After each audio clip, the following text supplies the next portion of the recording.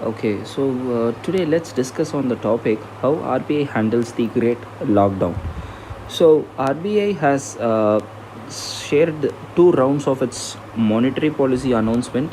What are the benefits or what are the steps that it has been taking out to revive the economy is what we are going to look.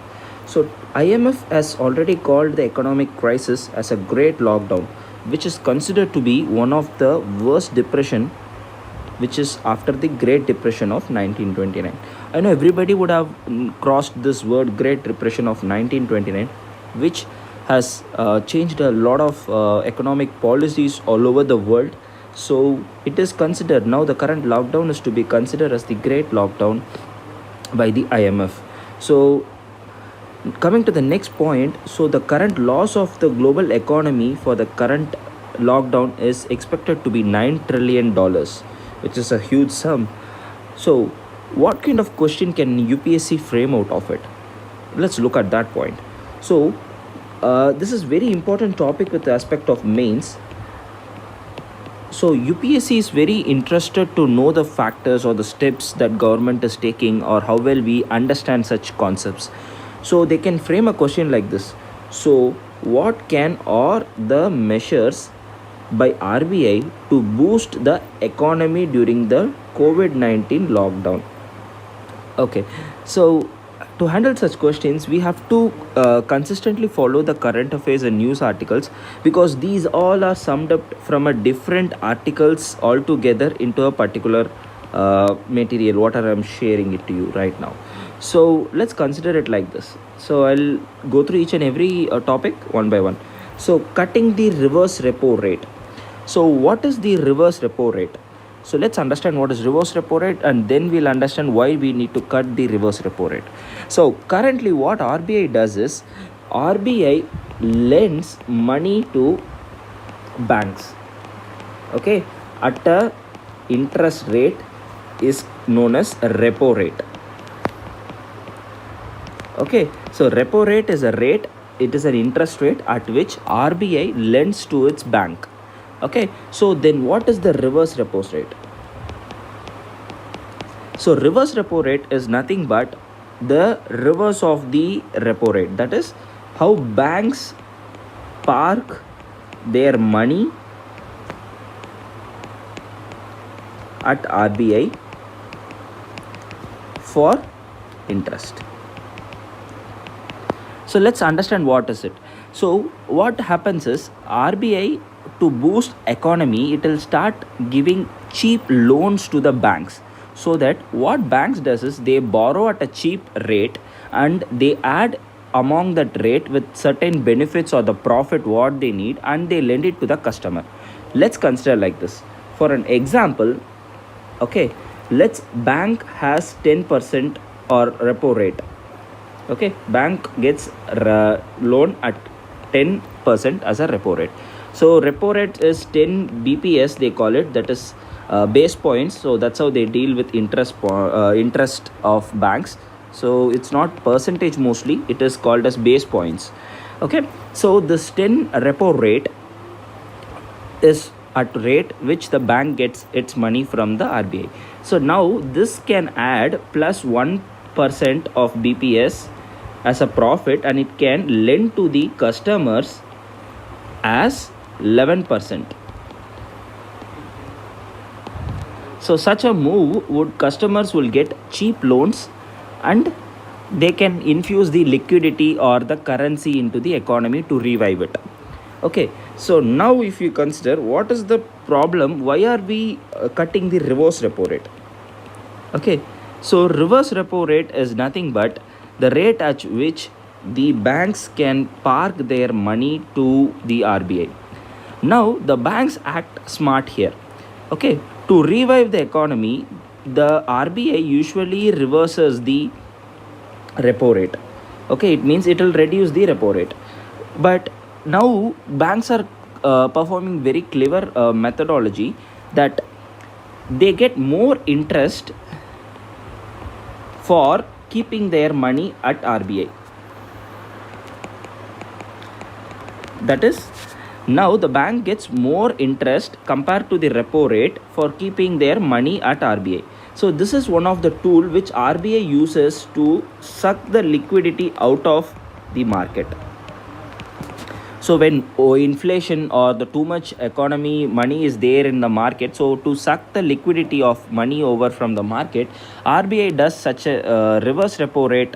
It will increase the reverse repo rate. So what these banks will do is they'll think that we are getting more profit from the reverse repo rate, and they'll just join to the RBI's.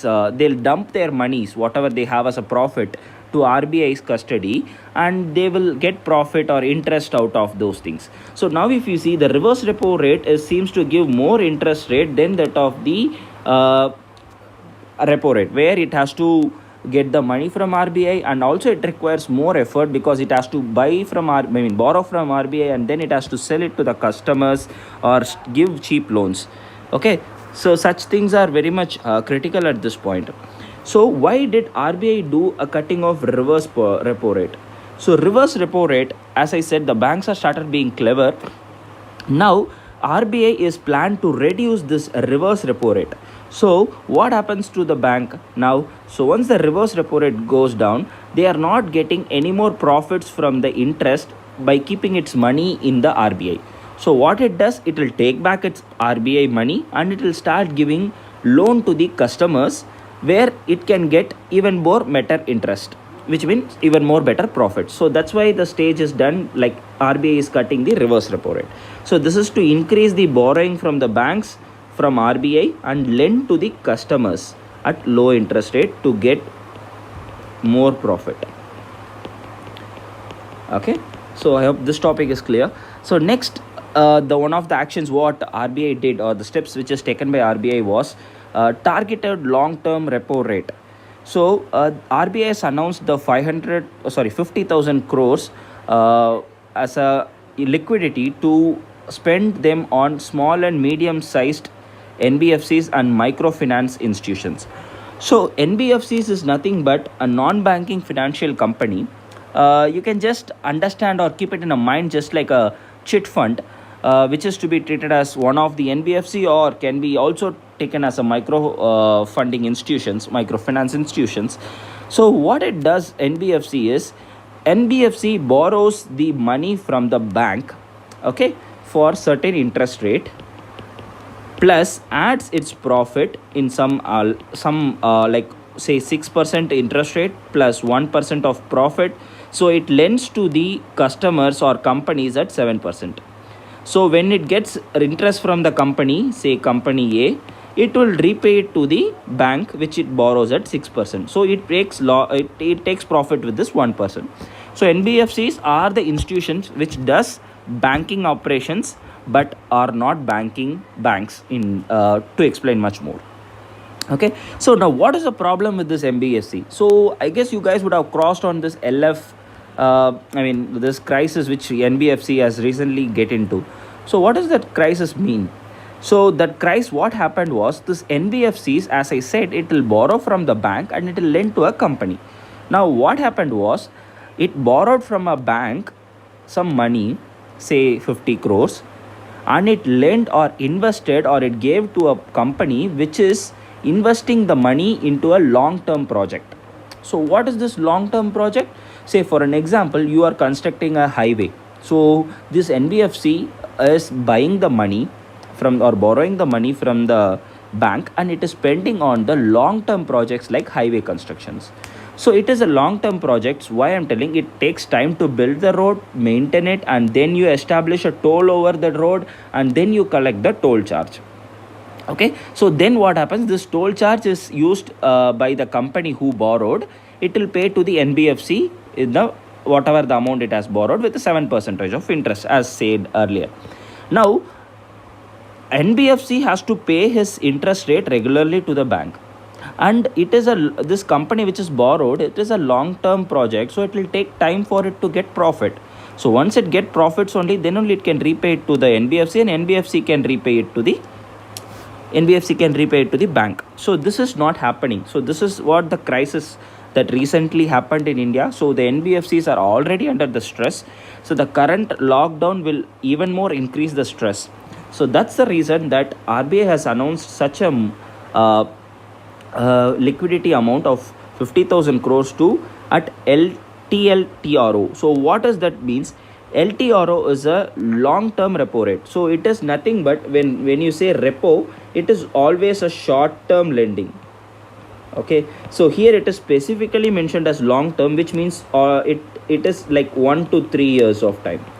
So in this 1 to 3 years of time, there will be no pressure that you have to pay everything at a single point. So you have a ample amount of breathing time to pay the loan back. Okay, so an RBI has done a great job here because it has directed the money directly to go to a particular sectors and particular institutions. So which means the money is not spent somewhere else instead of where it is required. So RBI has directed particularly to the institutions where the money is actually required. So this will infuse the liquidity. Say 50,000 crore, when it goes to the NBFC will again start giving loans to the companies. Companies will again give it to the employees, and employees will work on that, and employees will get salaries and again spent by the employee to the market to buy groceries, and again the economy gets more liquidity. So it's one of such a move that RBI has taken. It's a welcomed move. And next is a credit to all India financial institutions. So credit is nothing but you are giving loan or putting some money into the all India financial institutions. What is all India financial institution? It is not a single institution like all India service like UPSC conducts IAS and all. So it's like it is an all India financial service or the financial institution which includes like NABARD, National Housing Board. So such kind of institutions are does the banking job. It means it lends to the customer, so it also requires money to lend. Okay, already the loans has been given. Now the economy is slowly slow down stage, so it needs more money. So it's doing such a economical change. So when this economy is also getting a 50,000 CR for all in like NABARD, National Housing Bank, so then what they do, they directly invest to the consumer at the rural sector.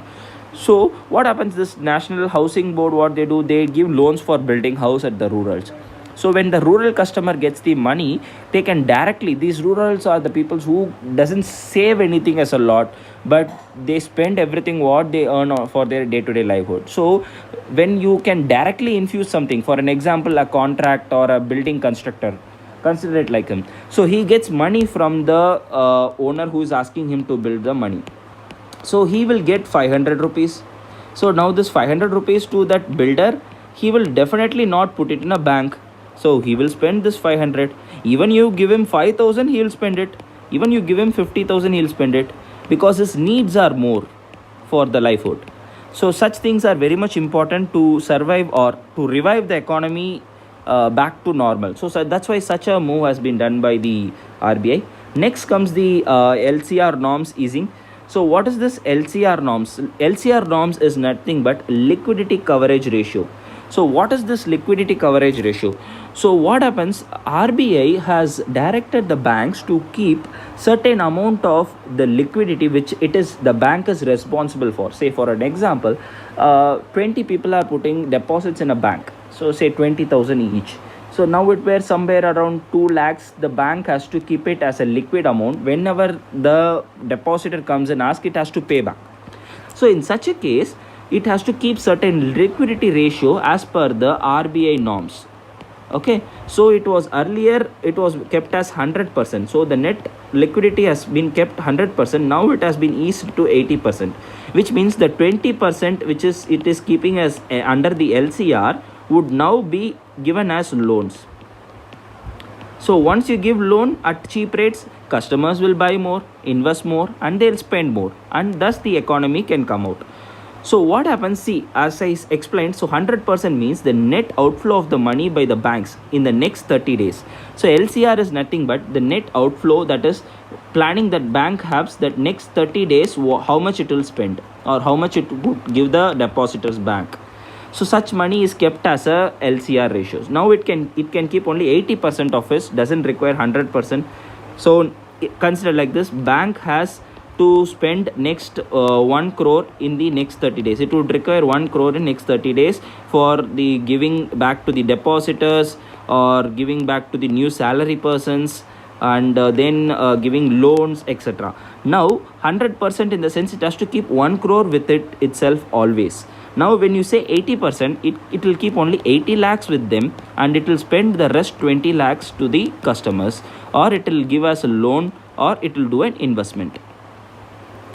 Okay, so that's one of the key thing. So then the easing of NPA. So NPA is nothing but NPA is a non-performing asset. That means whenever you give a loan and that loan is not getting repaid by the borrower, then it is called as a stressed asset.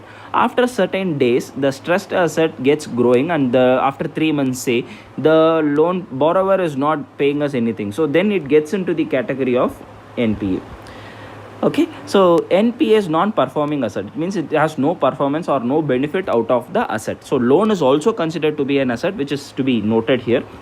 So during the lockdown, what happens is many companies may not able to repay their loans in which they borrowed from the banks, because of their lockdown, because of their non-functionality, or because of the people not coming to purchase their product, or the production has stopped, no labor resource. So whatever it can be, so that can be during lockdown, the economic activity has been stopped, so the business will struggle to pay back the loans. That would in turn say, if it is locked down for 45 days, it would categorize as stressed asset already, and asset which has been already stressed for before the lockdown, it will go to the NPA sector or NPA category. So what RBI wants to do here is, it doesn't want to calculate the NPA at this lockdown point, because the NPA say percentage would grow. I say earlier it was 10%, because of this lockdown it will go to 30%, so which is a huge increase. So RBI doesn't want such a thing, and doesn't want to get into the economy into such a position, so it has given one more year of extension for the calculation. It means this year you don't need to consider who has not paid their assets back, but from the next year onwards, it will do consider that who has not paid, and it will properly calculate the NPA, which is a good sign. So at last, the most important thing is way and means advances. So this is one of the important tool which provides more funding to the state. So this is one of the important thing which is given to the states. So due to COVID-19, the states are under allocating lot of financial means to the people, like giving 1,000 rupees per ration card. So such kind of schemes are in place. So to get more money, or to provide more money to the state, it is not a grant. So you have to understand what is a grant. So grant is nothing but somebody is willing to give you a money, certain amount of money, as they are willing. So here center is not doing, or RBI is not providing a grant. So here what they are doing is, means and ways are a window in which the states can borrow. States can borrow at repo rate to meet their short-term revenue or finance shortage. Short-term finance shortage. Okay, so they borrow at a rate of repo rate. So they borrow from RBI to meet the shortfall in the revenue or in the expenditure. So now RBI has even more reduced the interest rate at which they can get the ways and means advance expansion, and also it is also given in the rate of repo rate, right? So there is some limits. For an example, one state can get only 20% of loans through, say, ways and means advance. Okay, now this has been increased to 50%, consider. So then the states can borrow more to a limit of 50% of its GDP, then it can give or spend more in the expenditure. So that's all. So to highlight, go back once. So ways and means advance expansion, like state has given more limit to borrow from RBI, easing of NPA norms, not to have NPA assets in the list.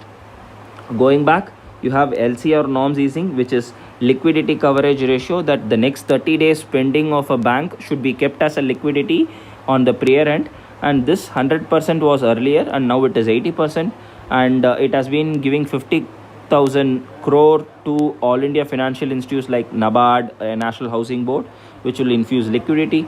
And long-term repo rate, as I said, targeted long-term repo rate is a repo rate at which you lend loan to the customer at 1 to 3 years.